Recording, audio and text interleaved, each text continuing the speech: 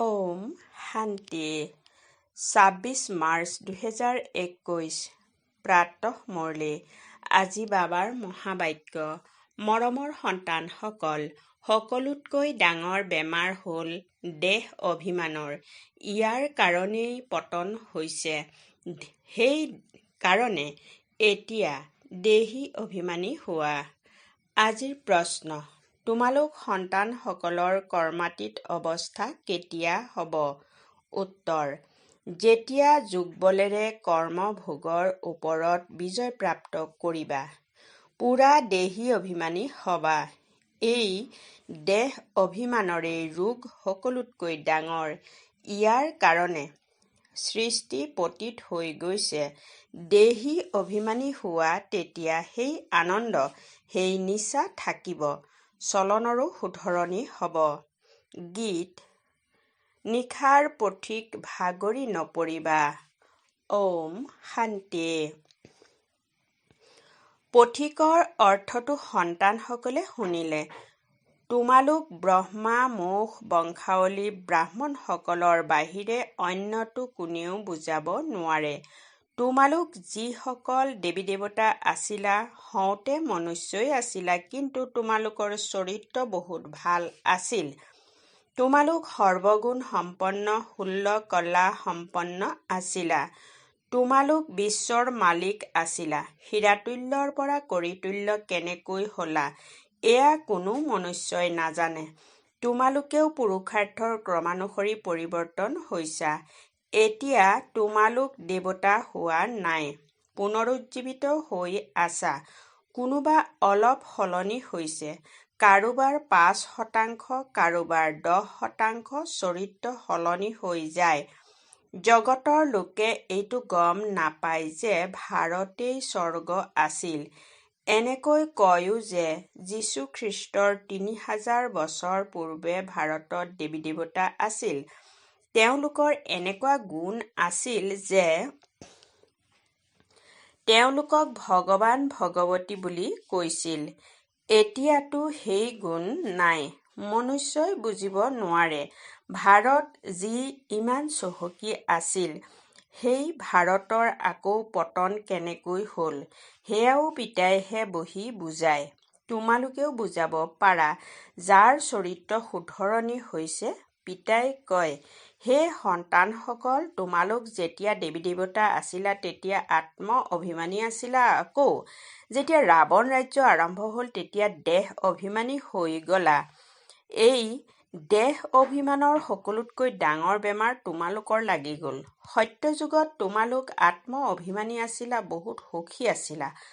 কোনে তোমালোকক এনেকুৱা কৰি তুলিলে, এইটোও কোনেও নাজানে। পিতাই বহি বুজায়, তোমালোকৰ পতন কিয় হ'ল। নিজৰ ধৰ্মক পাহৰি গ'লা। ভাৰত একেবাৰে কৰিতুল্য হৈ গ'ল। তাৰ মূল কাৰণ কি? দেহ অভিমান। এয়াও নাটক ৰচি থোৱা আছে। মনুষ্যই এইটো নাজানে যে ভাৰত ইমান চহকী আছিল, আকৌ গৰীব কেনেকৈ হ'ল। আমি আদি সনাতন দেৱী দেৱতা ধৰ্মৰ আছিলোঁ, আকৌ আমি কেনেকৈ ধৰ্মভ্ৰষ্ট, কৰ্মভ্ৰষ্ট হ'লো। পিতাই বুজায়, ৰাৱণ ৰাজ্য হোৱা বাবে তোমালোক দেহ অভিমানী হ'লা। তেতিয়া তোমালোকৰ এনেকুৱা অৱস্থা হ'বলৈ ধৰিলে। চিৰিও দেখুওৱা হৈছে, কেনেকৈ পতন হ'ল। কৰিতুল্য হোৱাৰো মুখ্য কাৰণ হ'ল দেহ অভিমান। এয়াও পিতাই বহি বুজায়। শাস্ত্ৰবিলাকত কল্পৰ আয়ুস লাখ লাখ বছৰ বুলি লিখি দিছে। বৰ্তমান সময়ত বুদ্ধিমান হৈছে খ্ৰীষ্টানসকল। তেওঁলোকেও কয় যীশুখ্ৰীষ্টৰ 3000 বছৰ পূৰ্বে পেৰাডাইজ অৰ্থাৎ স্বৰ্গ আছিল। ভাৰতবাসীয়ে এইটো বুজিব নোৱাৰে যে প্ৰাচীন ভাৰতেই আছিল, যাক স্বৰ্গ, হেভেন বুলি কোৱা হয়। আজিকালিতো ভাৰতৰ সম্পূৰ্ণ ইতিহাস, ভূগোলক নাজানেই। কিছুমান সন্তানে অলপ জ্ঞান পালেই দেহ অভিমানত আহি যায়। এনেকৈ ভাবে যে মোৰ নিচিনা কোনো নাই। পিতাই বুজায়, ভাৰতৰ এনেকুৱা দুৰ্দশা কিয় হ'ল। বাপু গান্ধীয়েও কৈছিল, পতিত পাৱন আহক, আহি ৰামৰাজ্য স্থাপন কৰক। আত্মাই নিশ্চয় কেতিয়াবা পিতাৰ পৰা সুখ পাইছিল, সেয়েহে পতিত পাৱনক স্মৰণ কৰে। পিতাই বুজায়, মোৰ সন্তান, যি শুদ্ধৰ পৰা সলনি হৈ ব্ৰাহ্মণ হয়, তেওঁলোকো পুৰা দেহী অভিমানী নহয়, বাৰে বাৰে দেহ অভিমানত আহি যায়। এইটো হৈছে সকলোতকৈ পুৰণা ৰোগ, যাৰ কাৰণে এনেকুৱা অৱস্থা হ'ল। দেহী অভিমানী হ'বলৈ বৰ পৰিশ্ৰম হয়। যিমানে দেহী অভিমানী হ'ব, সিমানে পিতাক স্মৰণ কৰিব, আকৌ অপাৰ আনন্দিত হৈ থাকিব লাগে। গায়ন কৰা হয়, চিন্তা আছিল সিপাৰে ব্ৰহ্মত থকা পৰমেশ্বৰৰ, তেওঁক পাই গ'লো, তেওঁৰ পৰা 21 জন্মৰ উত্তৰাধিকাৰ পোৱা যায়, বাকী কি লাগে? তোমালোক কেৱল দেহী অভিমানী হোৱা, মামেকম, অৰ্থাৎ মনেৰে কেৱল মোক স্মৰণ কৰা। লাগিলে গৃহস্থ ব্যৱহাৰত থাকা, গোটেই জগত দেহ অভিমানত আছে। ভাৰত যি ইমান উচ্চ আছিল, সেই ভাৰতৰ পতন হ'ল। ইতিহাস ভূগোল কি এয়া কোনেও ক'ব নোৱাৰে। এই কথাবোৰ কোনো শাস্ত্ৰত নাই। দেৱতাসকল আত্ম অভিমানী আছিল, জানিছিল যে এটা শৰীৰ এৰি আন এটা ল'ব লাগে। পৰমাত্ম অভিমানী নাছিল। তোমালোকে যিমান পিতাক স্মৰণ কৰিবা, দেহী অভিমানী হৈ গৈ থাকিবা, সিমান বেছি মধুৰ হবা। দেহ অভিমানত আহিলেই হাই কাজিয়া, বান্দৰামি আহি যায়। এয়া পিতাই বুজায়। এই বাবাইও বুজি আছে। সন্তানসকল দেহ অভিমানত আহি শিৱ বাবাক পাহৰি যায়। ভাল ভাল সন্তান দেহ অভিমানত থাকে, দেহী অভিমানী নহয়েই।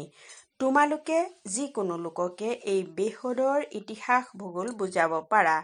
যথাযথ সূৰ্যবংশী চন্দ্ৰবংশী ৰাজধানী আছিল। নাটকৰ বিষয়ে কোনেও গম নাপায়। ভাৰত যি ইমান অৱনমিত হ'ল, পতন হোৱাৰ মূলতে হ'ল দেহ অভিমান। সন্তানসকলৰো দেহ অভিমান আহি যায়। এইটো বুজি নাপায় যে আমাক নিৰ্দেশনা কোনে দিয়ে। সদায় বুজিবা যে শিৱ বাবাই কয়, শিৱ বাবাক স্মৰণ নকৰে কাৰণেই দেহ অভিমানত আহি যায়। গোটেই জগতখন দেহ অভিমানী হৈ গৈছে। সেইবাবে পিতাই কয়, মামেকম স্মৰণ কৰা, নিজক আত্মা বুলি বুজা। আত্মাই এই শৰীৰৰ দ্বাৰা শুনে ভূমিকা পালন কৰে। পিতাই কিমান ভালদৰে বুজায়। যদিও ভাষণ বহুত ভালকৈ দিয়ে, কিন্তু চলনটো ভাল হ'ব লাগে, নহয় জানো? দেহ অভিমান থকাৰ কাৰণে অনুতীৰ্ণ হৈ যায়। সেই আনন্দ বা নিচা নাথাকে। তেতিয়া তেওঁলোকৰ দ্বাৰা ডাঙৰ বিকৰ্মও হয়, যাৰ কাৰণে ভীষণ শাস্তিৰ ভাগীদাৰ হৈ যায়। দেহ অভিমানী হোৱাৰ কাৰণে বহুত লোকচান হয়, বহুত শাস্তি খাবলগীয়া হয়। পিতাই কয়, এয়া ঈশ্বৰীয় বিশ্ব চৰকাৰ হয়, নহয় জানো? মোৰ ঈশ্বৰৰ চৰকাৰৰ সোঁহাত হ'ল ধৰ্মৰাজ। তোমালোকে ভাল কৰ্ম কৰা, তেতিয়া তাৰ ফল ভাল পোৱা। বেয়া কৰ্ম কৰিলে তেতিয়া তাৰ বাবে শাস্তি খোৱা। সকলোৱে গৰ্ভ কাৰাগাৰত শাস্তি খায়। তাৰ ওপৰতো এটা কাহিনী আছে। এই সকলোবোৰ কথা এই সময়ৰ। মহিমা এজন পিতাৰ, অন্য কাৰো মহিমা নাই। সেইকাৰণে লিখা হয়, ত্ৰিমূৰ্তি শিৱ জয়ন্তী হীৰাতুল্য, বাকী সকলো কৰি তুল্য। শিৱ বাবাৰ বাহিৰে কোনেও পাৱন কৰি তুলিব নোৱাৰে। পাৱন হয় আকৌ ৰাৱণে পতিত কৰি তোলে, যাৰ কাৰণে সকলো দেহ অভিমানী হৈ গ'ল। এতিয়া তোমালোক দেহী অভিমানী হোৱা। এই দেহী অভিমানী অৱস্থা 21 জন্মলৈ থাকে। গতিকে মহিমা এজনৰ গায়ন কৰা হয়। ভাৰতক স্বৰ্গ কৰি তোলোতা শিৱ বাবা হয়। এইটো কোনেও গম নাপায় যে শিৱ বাবা কেতিয়া আহিল। তেওঁৰ ইতিহাসটো প্ৰথমে জানিব লাগে। শিৱ বুলি কোৱাই হয় পৰমপিতা পৰমাত্মাক। তোমালোকে জানা যে দেহ অভিমানৰ কাৰণে পতন হয়। এনেকুৱা হ'লেহে তেতিয়া পিতা উত্থান কৰিবলৈ আহিব। উত্থান আৰু পতন, দিন আৰু ৰাতি। জ্ঞান সূৰ্য প্ৰকট হ'ল, অজ্ঞানৰ অন্ধকাৰ নাশ হ'ল। সকলোতকৈ বেছি অজ্ঞানতা হৈছে এই দেহ অভিমান। আত্মাৰ বিষয়ে কোনেও গম নাপায়। আত্মাই পৰমাত্মা বুলি কৈ দিয়ে। গতিকে কিমান পাপ আত্মা হৈ গৈছে, সেইকাৰণে পতন হৈছে। 84 জন্ম লৈছে। চিৰি অৱনমিত হৈ আহিছে। এই খেল ৰচি থোৱা আছে। এই বিশ্বৰ ইতিহাস ভূগোলৰ বিষয়ে তোমালোক সন্তানসকলে জানা অন্য কোনেও নাজানে। বিশ্বৰ পতন কেনেকৈ হ'ল? তেওঁলোকেতো ভাবে যে বিজ্ঞানৰ দ্বাৰা বহুত উন্নতি হৈছে। এইটো নুবুজে যে সৃষ্টি আৰুহে পতীত আৰু নৰক হৈ গ'ল। দেহ অভিমান বহুত আছে। পিতাই কয়, এতিয়া তোমালোক দেহী অভিমানী হ'ব লাগে। ভাল ভাল মহাৰথী অনেক আছে। জ্ঞান বৰ ভালকৈ শুনে, কিন্তু দেহ অভিমান পূৰা আঁতৰাই নাই।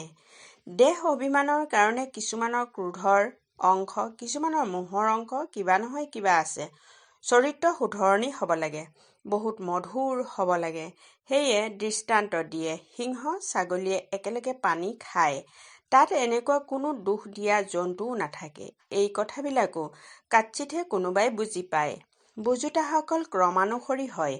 কৰ্মভোগ সমাপ্ত হৈ যাওক, কৰ্মাতীত অৱস্থা হৈ যাওক, এইটো কঠিন। বহুত দেহ অভিমান আহে, গমেই নাপায়। আমাক এই মত কোনে দিয়ে? শ্ৰীমৎ শ্ৰীকৃষ্ণৰ দ্বাৰা কেনেকৈ পাবা? শিৱ বাবাই কয়, এওঁৰ অবিহনে শ্ৰীমত কেনেকৈ দিম? এইখন মোৰ স্থায়ী ৰথ। দেহ অভিমানত আহি ওলট পালট কাম কৰি অবাবতে নিজৰ ধ্বংস নকৰিবা। নহ'লে ফলাফল কি হ'ব? বহুত কম পদ পাবা। পঢ়াসকলৰ আগত নপঢ়াসকলে মূৰ দোৱাব। বহুতে কয় ভাৰতৰ ইতিহাস ভূগোল যি সম্পূৰ্ণ হ'ব লাগিছিল সেয়া নাই।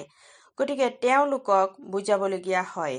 তোমালোকৰ বাহিৰে কোনেও বুজাব নোৱাৰে। কিন্তু দেহী অভিমানী স্থিতি লাগে, তেওঁহে উচ্চ পদ পাব পাৰে। এতিয়াতো কৰ্মাতীত অৱস্থা কাৰো হোৱা নাই। এওঁৰ অৰ্থাৎ ব্ৰহ্মা বাবাৰ ওপৰত বহুত জঞ্জাল আছে। কিমান চিন্তা থাকে। হওঁতে বুজি পায় যে সকলো নাটকৰ পৰিকল্পনা অনুসৰি হয়। তথাপিও বুজাবৰ কাৰণেতো যুক্তি ৰচিবলগীয়া হয়, নহয় জানো? সেইকাৰণে বাবাই কয়, তোমালোক বেছিকৈ দেহী অভিমানী হ'ব পাৰা। তোমালোকৰ ওপৰত কোনো বোজা নাই। বাবাৰ ওপৰততো বোজা আছে। মুখ্যটো হৈছে প্ৰজাপিতা ব্ৰহ্মা, নহয় জানো? কিন্তু এইটো কোনেও গম নাপায় যে এওঁৰ শৰীৰত শিৱ বাবা বহি আছে। তোমালোকৰ ভিতৰতো কিছুমানহে এইটো নিশ্চয়ত থাকে। গতিকে এই বিশ্বৰ ইতিহাস ভূগোল জানিব লাগে, নহয় জানো? ভাৰতত স্বৰ্গ কেতিয়া আছিল, আকৌ কলৈ গ'ল, কেনেকৈ পতন হ'ল, এয়া কোনেও গম নাপায়। যেতিয়ালৈকে তোমালোকে নুবুজোৱা তেতিয়ালৈকে কোনেও বুজিব নোৱাৰে। সেইকাৰণে বাবাই নিৰ্দেশনা দিয়ে, লিখা পঢ়া কৰিছা যেতিয়া স্কুলত বিশ্বৰ ইতিহাস ভূগোলৰ বিষয়ে শুনাব লাগে। পতনৰ ওপৰত ভাষণ কৰিব লাগে। ভাৰত হীৰাতুল্য আছিল, সেই ভাৰত আকৌ কৰিতুল্য কেনেকৈ হ'ল, কিমান বছৰ লাগিল, আমি বুজাওঁ। এনেকুৱা পুস্তিকা উৰাজাহাজৰ দ্বাৰা পেলাব পাৰা। বুজাওতাজন বৰ বুদ্ধিয়ক হ'ব লাগে।